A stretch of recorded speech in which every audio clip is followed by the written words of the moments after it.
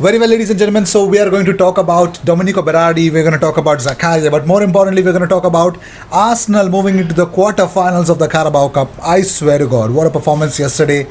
Callum Chambers, and of course the goal from Eddie Nketiah. Oh, Eddie, he's always there to pick up that call, ladies and gentlemen. So Callum Chambers, after the game yesterday, has given a clear-cut message to all the teams about what's going to happen in the Carabao Cup and how exactly Arsenal are going to go all about it. So he said, and I quote, "We want to go all the way in the Carabao Cup, and a club like Arsenal needs to be going all the way and competing for silverware in every competition. So that's obviously our aim. That's our goal. We're fully focused on that and believe we can do that." Of course we can do that, man. Of course. We don't have any European competition, so definitely we can focus on both the domestic competition. So let's talk about Dennis Zakaria. According to Christian Falk, Arsenal are hot for Borussia Mönchengladbach midfielder Dennis Zakaria. Now, why do I have to say that? Because Sport Bild journalist Christian Falk says that the player wants to move to England over the likes of Italy. Well, Zakaria has actually battled back. He's actually battled back from a problem knee injury and to be a star for Mönchengladbach again this season. So Christian Falk says that is clear true. He told Bild when asked if Arsenal are also hot for Zakaria. There has been interest in the past. Zakaria is on the books of almost every top club in Italy, but he wants the Premier League. Arsenal could be a club that can't afford them anymore but are interested. He would be a free agent. What is he talking about?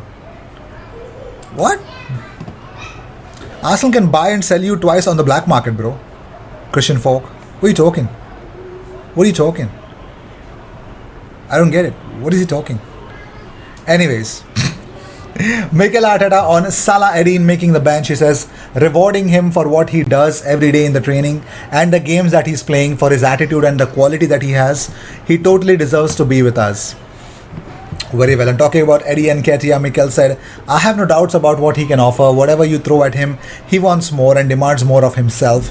And he's another one that I am delighted to see the performance and for him to score the goal and help the team, because he totally deserves it. And talking more about Eddie, he says, we had a situation in the summer that we tried to resolve and we could not either way. I have full belief that he is going to be a top player and hopefully at Arsenal. I am happy to have him. I regard him really highly, and from my side I want him to stay. And talking about the contract talks, any update? Arteta said no. The contract situation is more and more common in football from where we are coming from with COVID. I have no doubts what he can offer. Whatever you throw at him, he wants more and demands himself more. He totally deserved it. And talking about Tierney and Odegaard, Mikel said they were both out with two different injuries. They tried yesterday, but they didn't feel great. They wanted to be involved. Hopefully in the next few days, they can feel better and they can be available for Leicester. And talking about Chambers, Mikel said with Callum, I think three different members of the staff and players told him he was going to score from a set play. And the first ball that he touched, he scored. And it's well deserved. He's a top guy. With Ben White and some others, we lost Pablo as well today. He was going to start and he could not because he had a bug. I think it's something happening around here. White wasn't feeling great the second half and we decided to take him off. So thank goodness it's not a big injury as it was supposed to be for Ben White. I was really scared. So Eddie about the game says that's what we are trying to do, to give the manager something to think about. Obviously the manager picks the 11 and all we can do is work out hardest in training. When we get the opportunities, perform like we did today, I think everyone should be proud. We're in a good run at the moment. It's just about continuing to work hard. We push each other every day in training and results come in the match. I'm happy for the boys that they've been winning and it's nice to get involved and contribute today. And it's always nice to play. It's been a while. I've been working hard, waiting for my opportunity. I was confident and ready. I could help the team. It's always nice to score against an old team. But the most important thing was to get through to the next round. So Eddie is loving it. Everyone is loving it. We are all loving it. And Eddie Nketiah was named man of the match for his performance against Leeds United yesterday. Unbelievable performance. So Eddie Nketiah record in the Carabao Cup: 5 goals in 6 appearances for Arsenal, 2 goals in 2 appearances for Leeds United on loan, 7 goals in 8 appearances in Total. The guy is a phenomenon. This is his cup. You know, the Mickey Mouse cup is his. By the way, here's Aaron Ramsdale. Look at Aaron Ramsdale in that picture. I swear to God, that is unbelievable. If that's not passion, I don't know what that is. I don't know what passion is anymore. And superb, superb as things stand. Well, Sunderland manager Lee Johnson has called his shot ahead of the Carabao Cup quarter-final draw. It looks like he wants Arsenal. Apparently, let's hear him out what he had to say. He says, "I'd love to have Arsenal away or Tottenham away or someone like that. Then we will wait for the really big guns when it is two legs." Okay. Well, the draw will take place on Saturday morning, October 30th, on Sky Sports between 10 and 12 on both main event and Premier League channels. So let's see who we draw. That's also a very good question. So let's talk about none other than Domenico Berardi. Now, Sassuolo CEO Giovanni Carnevali has admitted that Domenico Berardi and Jeremy Boga will be allowed to leave the club next summer if a suitable offer comes in. We know what they did with Manu Locatelli. So here's what he had to say to Tutto Sport. He says, "Berardi and Boga certainly don't move in January. We'll see in the summer. The principle is the same. We are ready to sell our jewels to the big names, but only if the offers are satisfactory, exactly as happened with Locatelli."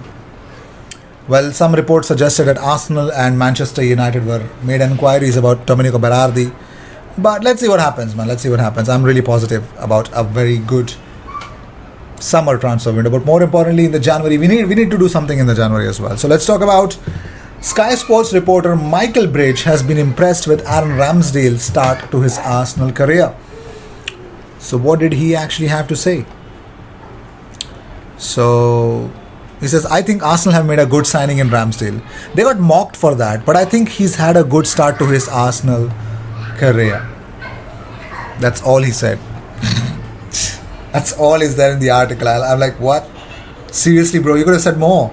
I mean, you can literally write at least more than this about Ramsdale.